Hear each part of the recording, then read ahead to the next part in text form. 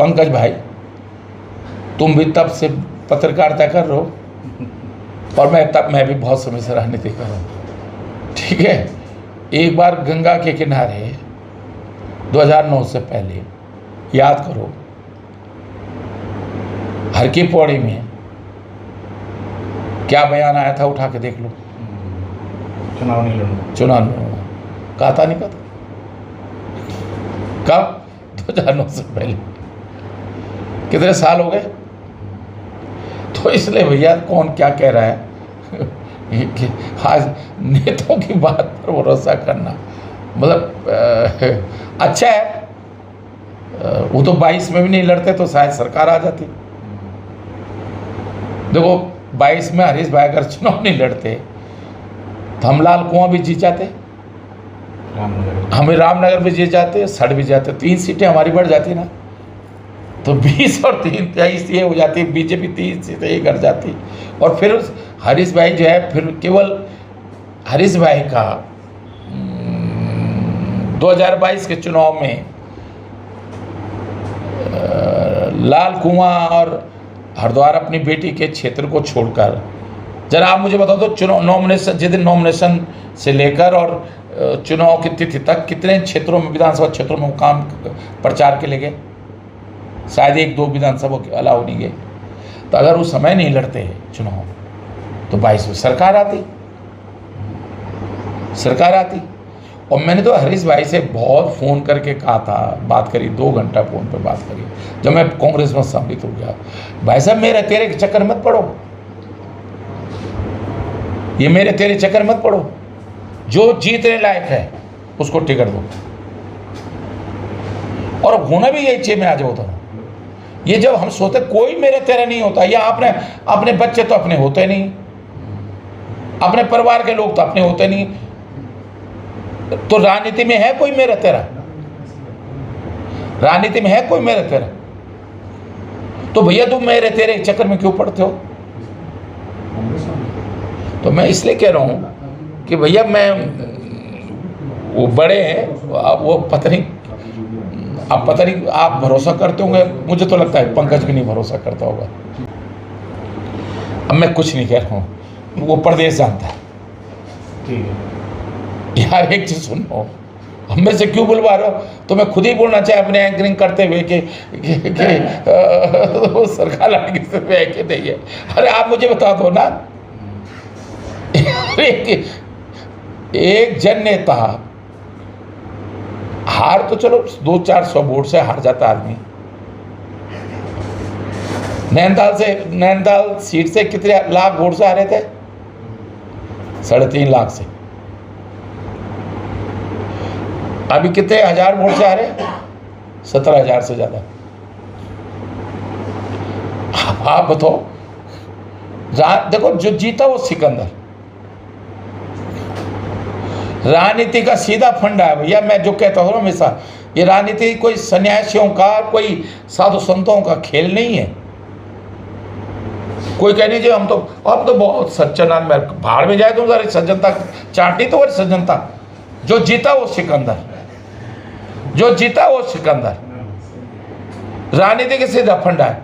हम कभी कभी बीजेपी को आरोप लगाते हैं, मैं तो कह देता हूँ मीटिंग में भी, जब हमारे कांग्रेस की वरिष्ठ मीटिंग होती है प्रदेश के या केंद्र के स्तर पर, जब लोग कहते हैं साहब वो भाजपा ने मत बढ़ा दिए, ये कर दिए, तो मैंने कहा वो जीतने के लिए करेंगे, तुम भी करो ना,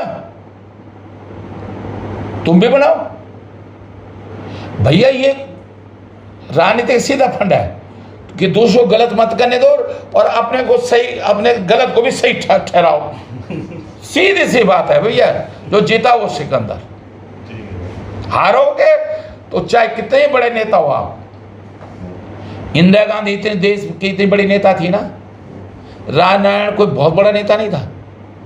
आज अगर राजनारायण का हिंदुस्तान की राजनीति के इतिहास में अगर नाम है तो सिर्फ इसलिए है कि उसने 1997 में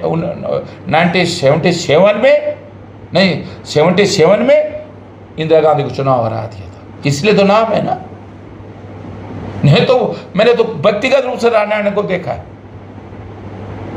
पर सिर्फ उसका इस बात का ले नाम है कि उसने हरा दिया इंदिरा गांधी जैसे आयरन लेडी को, हरा दिया उसने चुनाव।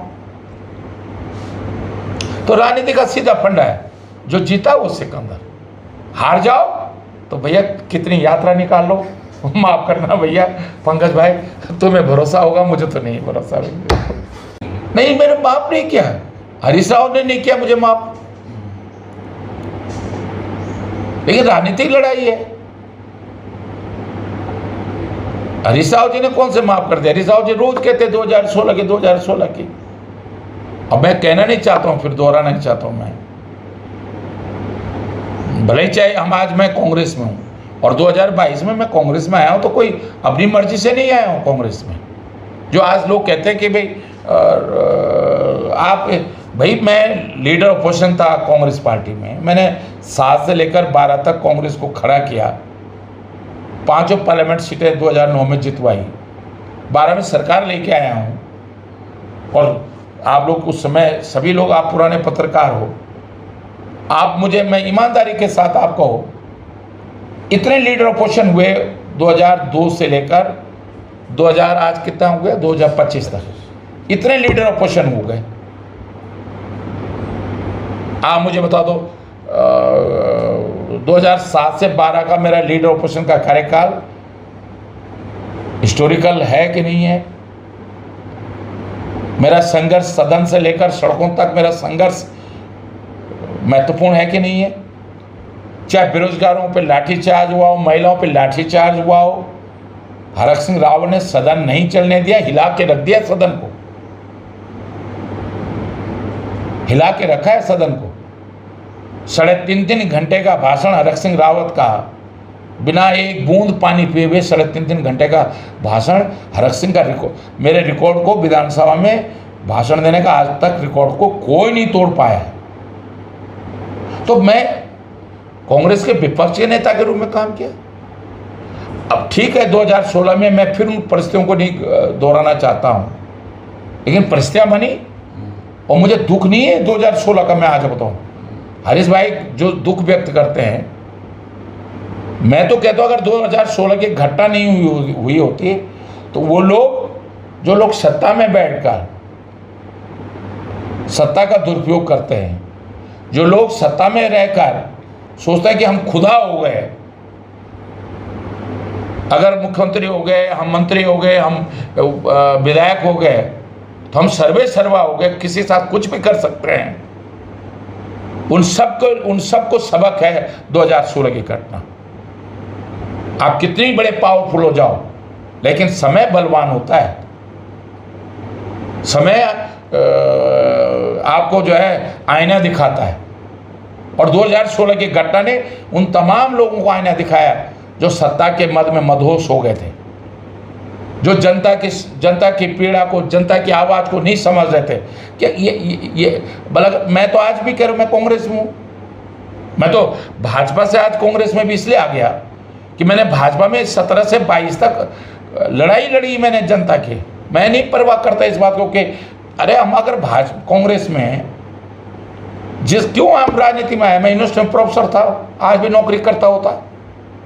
अगर हम राजनीति में आए हैं तो कुछ उद्देश्य को लेकर आए हैं ना राजनीति में, कि हम जनता की लड़ाई लड़ेंगे। अगर हम फेल हो रहे हैं, अगर मैं कोटद्वार की जनता से वायदा किया मेडिकल कॉलेज बनाऊंगा, लालढंग चिलरखाल सड़क बनाऊंगा, पाखुरा टाइगर सफारी बनाऊंगा, कोटद्वार से लेकर श्रीनगर तक 12 मीटर चौड़ी सड़क बनाऊंगा, मेरठ से लेकर कोटद्वार तक जो है एक्सप्रेस रोड बनाऊंगा, अगर मैं नहीं सेंट्रल स्कूल बनाऊंगा, अगर मैं नहीं कर पा रहा हूं तो मैं लड़ाई नहीं लड़ूंगा क्या इस मुद्दे पे?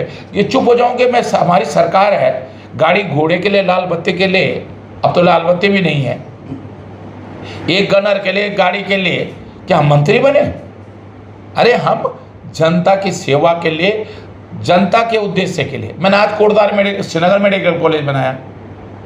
आज श्रीनगर मेडिकल कॉलेज हरक सिंह रावत के देन है, उत्तराखंड मेडिकल कॉलेज हरक सिंह रावत के देन है, अल्मोड़ा मेडिकल कॉलेज हरक सिंह रावत के देन है।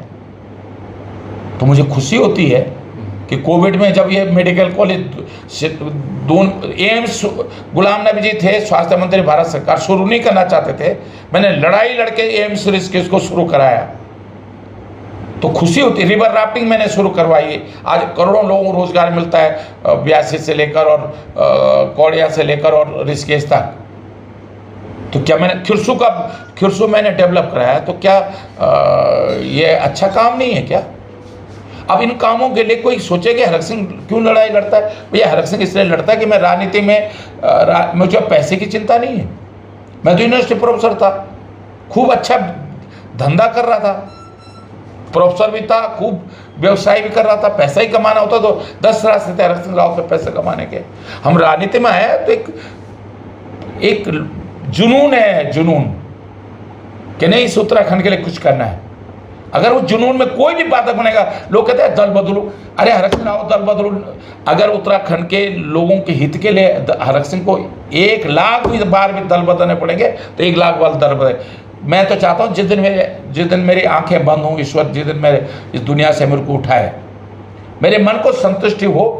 जैसे मैं अभी medical college Doon medical college, छिनान medical college, Almora medical college Harak Singh Rao ने बनाया। मैं कह रहा हूँ मुझे संतुष्टि मिलती है ना, कोई याद करे न करे, मेरी आत्मा तो कहती है ना मैंने किया। सही बात। टी बोर्ड था, पंतनगर यूनिवर्सिटी है, ऑर्गनिक बोर्ड था, सीट सर्टिफिकेशन था।